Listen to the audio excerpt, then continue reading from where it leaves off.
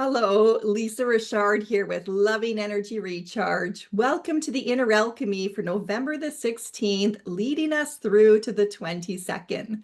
Inner Alchemy is a blend of the teachings of human design and branching off now into the gene keys. It very much uses the mandala wheel and the turning of the 64 gates throughout the course of the year to bring us deeper into our own self-actualization as we come to understand the shadow, the lower vibrating energies at play, and learn how to reach for the higher light aspects, the gifts. Now, before we jump into the current energy, we have an opportunity here to reflect back on the last few days for some deeper self-actualization. Now, over the last couple of days, you have been getting stimulation up into the Ajna Center, which is all about the third eye awareness. At its shadow vibration, there was a tendency here to become deaf, to turn off one's ear to hearing the truth, ignoring the way your intuition was talking to you.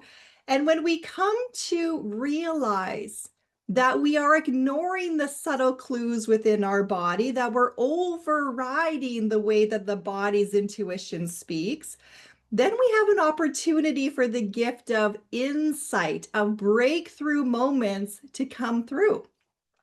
So it's beautiful to recognize that, you can go through your course of your day and you can have thousands of human everyday moments. It doesn't have to be anything so-called spectacular. It's about noticing how life is our greatest teacher. And when we become more present to our day and to our moments, and we understand that life is always teaching us, it's always guiding and supporting us, then we stop taking things so personally. And when you become aware that you are walking through an energy field where the collective energy is going to be facing a shadow of deafness, turning off the ears to listening, then you can look out into the world for examples of that. So in my own experience, there was several times the last couple of days where I had disclosed that I'm not available at a certain time, but yet those around me put pressure on making sure I was available for them, even though I said I was not. So it was almost the comical interpretation of what I said didn't work for me, others heard as does work for me. And it's funny how we often almost want people to conform to what we desire and what is comfortable for ourselves. So I had to look back at that within my own journey, and I really had to laugh at the way communication was both misinterpreted and both the way that I was trying to control a framework or a schedule or a comfort zone based on my own feelings of security. Now, that can be taken into a breakthrough moment, a moment of insight, because when you start to realize that others around you aren't listening, they are acting as a mere reflection back into the self, giving you the opportunity to say, okay, what is in my magnetic field that is attracting this back to me? Where in myself, so within your own life, are you also not listening to what is truly needed? And how can you cultivate greater breakthrough moments, greater understanding into your behavioral patterns, your comfort zones, your tendencies, how fear tends to create that structure around the self to keep you so-called safe? And really acknowledging that, we're going to have many breakthrough moments throughout the course of our day, opportunities for a greater understanding, as long as we're not closing off our ears by always being so stuck in our mind that we're not aware of the bigger dynamics at play. So that was one of my beautiful breakthrough moments, and I'm hoping that you have several of them for yourself to do some deeper self-actualization with. Now, let us move forward now into the coming energy, which is entering in through the gate of prosperity, We enter through this on November the 16th. We're going to be in there until November the 22nd. And the gateway of prosperity is now going to drop us down into the sacral center. So if you're looking at your human design chart, it's the second one from the very bottom. Anybody who is a generator or manifesting generator, you are of sacral authority. That means you have a very strong gut instinct. The body communicates the way you like something, the way you don't like something.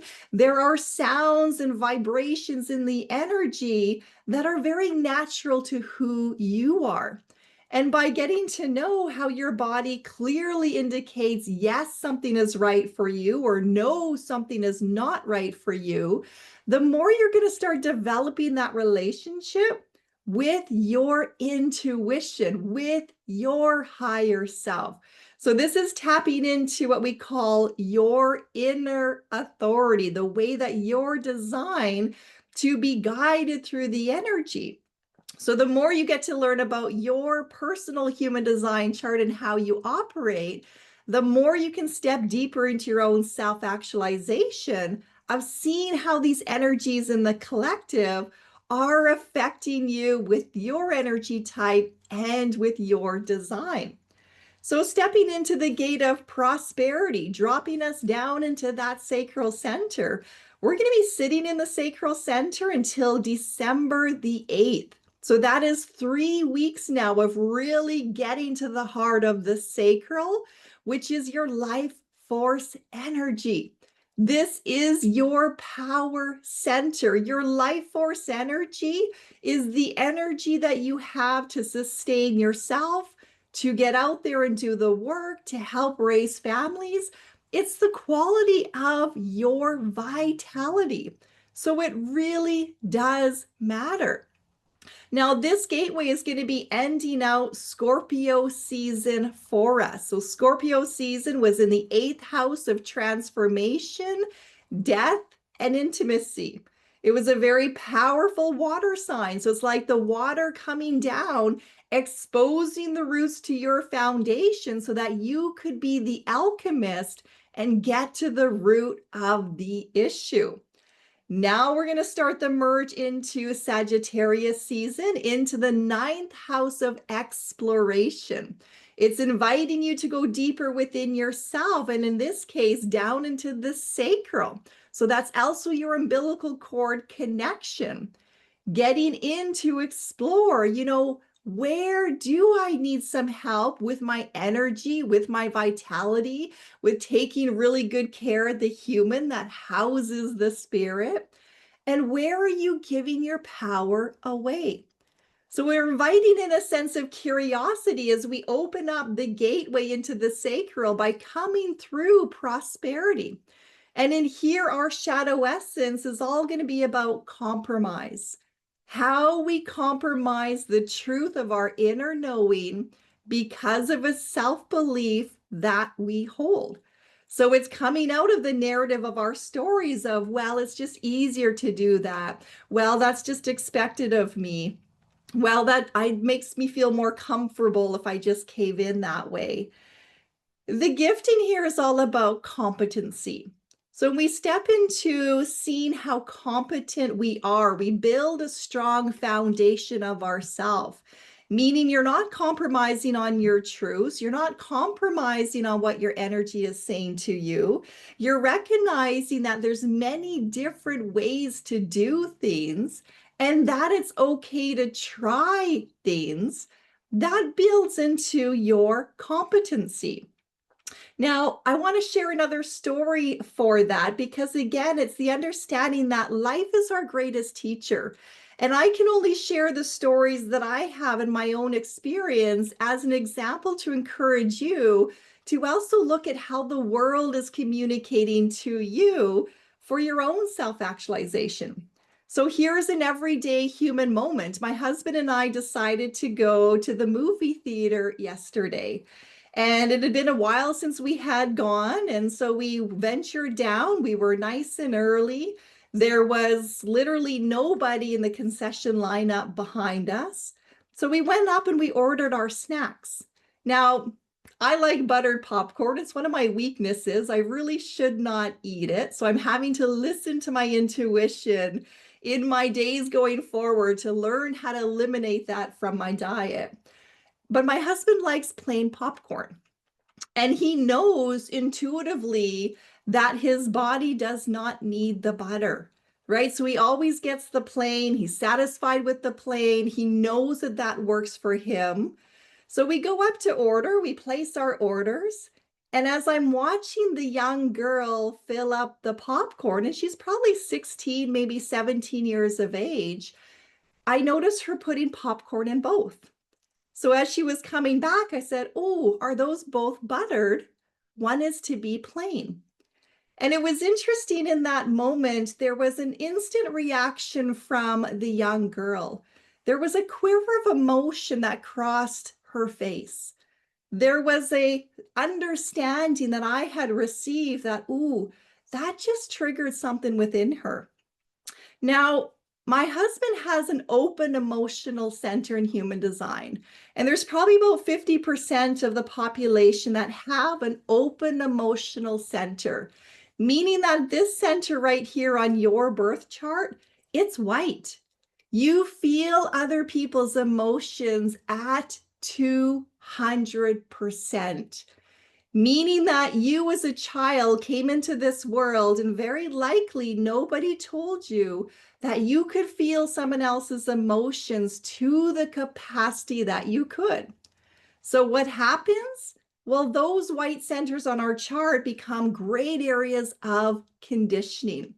And when the child doesn't know how to use the information that it gets on the emotional energy that it's receiving, it learns to develop ways to cope with the intensity of emotions in order to not feel that experience so deeply. So my husband would have grown up in a generation where nobody understood that that was a capacity for a deeper feeling.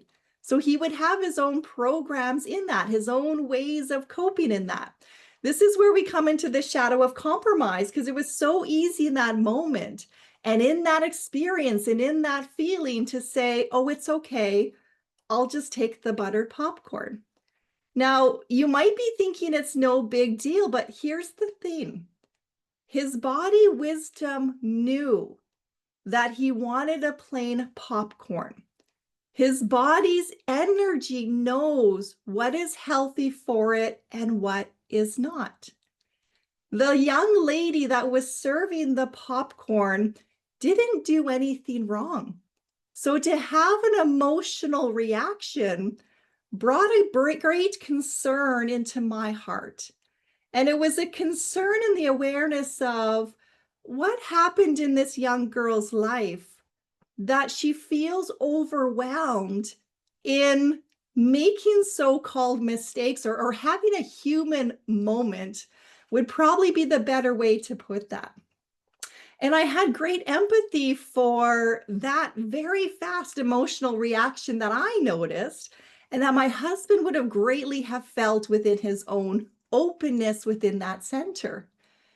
Now, when we look at the energy, we look at, well, here's the shadow of compromise.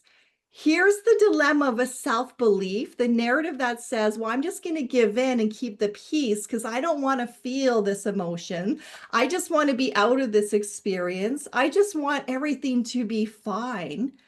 That is how fast we compromise our truth. Now, if we're to step into the gift of competence, that young lady did nothing wrong. She had a human moment. She had an error. It was not the end of the world. There was nothing wrong with that bag of popcorn, so it could have been given to the next customer that ordered a buttered popcorn. It would have taken a few moments to make more popcorn, which was fine. We could have gone down and filled up our drinks and come back, so there was no pressure in that. What really stands out for me is there was an opportunity for the young individual to know how to problem solve and that it's all fine. It's all good in the experience.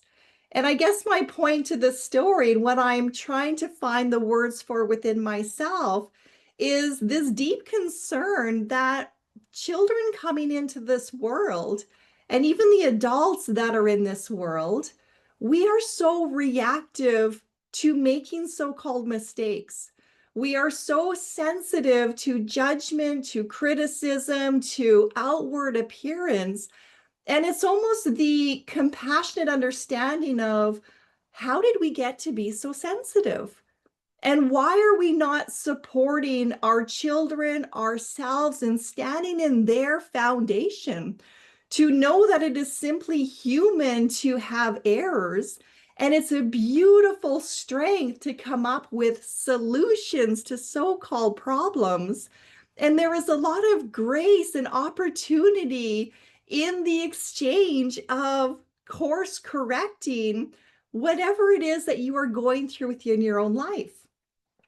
And I share that story because it offers many different perspectives for self-actualization. I also have to turn that mirror around to myself to go, okay, in that experience, in that dialogue, was there something within my energy, my tone, that might have triggered a reaction?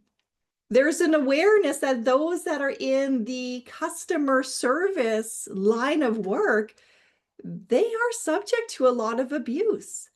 And why has that become okay and acceptable? Why is it that we have to have signs up now in establishment that say harassment of staff will not be tolerated? Isn't that disconcerting that we have to put a sign up to remind ourselves how to behave? And if that sign is up, then you can guarantee that experience has already taken place. So as we're stepping into this energy of compromise, as we're dropping ourselves down into the sacral, your life force energy, your vitality, your core strength, your power, this is your opportunity to really look at, what areas of your life are you compromising? Where are you giving away your power? Where are you allowing yourself to be disempowered? Where are you saying yes when your body is screaming no? Where are you denying yourself opportunities because there's a belief that you're not allowed to do that, or there's a fear of somebody else's judgment? Where within the foundation of yourself has your self-esteem, self-empowerment, where has that gone? And we want to really start to look at, all the beliefs that we hold, all the words that have hurt the heart, they've hurt the body, they've undermined the truth of who you are, and start filling up on the gift of being competent and really seeing how many skills you have, how many different ways there are of handling situations, of getting creative, of feeding up your self-esteem, feeding up your self-worth. Because here's the thing, the external world cannot do that for you. It's an inward journey. You have to change the narrative in your mind that speaks to your heart and lets you know that that's okay. It's okay to have made a so-called mistake. It's okay to have had a moment. How can you use this as an opportunity to create a deeper relationship, to learn something about yourself, to examine how others are reacting, to feel within your body if that is correct for you or not, but not disempower yourself because the foundation of who you are is fragile. That is where the concern lies. So we want to ride out the rest of these days in Scorpio, exposing that root at the foundation, looking at our triggers, looking at our woundings, looking at our patterns that are so habitual in our self-sabotages that are keeping ourselves from growing, from maturing, from having those conversations, from speaking a truth, and knowing that it's okay for you to do so. You might feel the fears of having a so-called confrontation or standing up for yourself. But when you do it from a place of love, when you're speaking from the heart of who you are, when integrity is at the table, it is empowering to yourself and to the other. So let us invite grace in this week as we drop ourselves into the sacral, into that life force energy. We're down in that center for 3 weeks. We're going to go through 4 different gate activations. This is going to be a beautiful time for calling in your power, getting clear on your health and vitality, really strengthening your intuition, letting your body's wisdom become louder than the talk of the mind. We're here to emotionally and spiritually mature. We're here to get out of the narrative of the story that is keeping you stuck and keeping you in those low vibration energies. So let us band together. Let us step into this gate of prosperity by looking at all of the moments within your everyday existence where you can not just empower yourself, but you also empower others. That is the gift of prosperity. Allowing your energy, your vitality, your creative expression, your gifts to the world benefit the whole. Together we are prosperous. I am sending you all so much love. If you are new to human design, you can pop by my website, lovingenergyrecharge.com. There's tools there to enroll into the free Introduction to Human Design course, the links to create your birth chart, and I encourage you to use that as a tool to follow as the mandala wheel is turning, as each one of those 64 gates open during the course of the year, and to really examine through then the teachings of the gene keys, the alchemy that is given to you to recognize the shadow and to cultivate that gift within yourself. I'm sending you all so much love. Namaste, which means the light in me sees the light in you. Take care.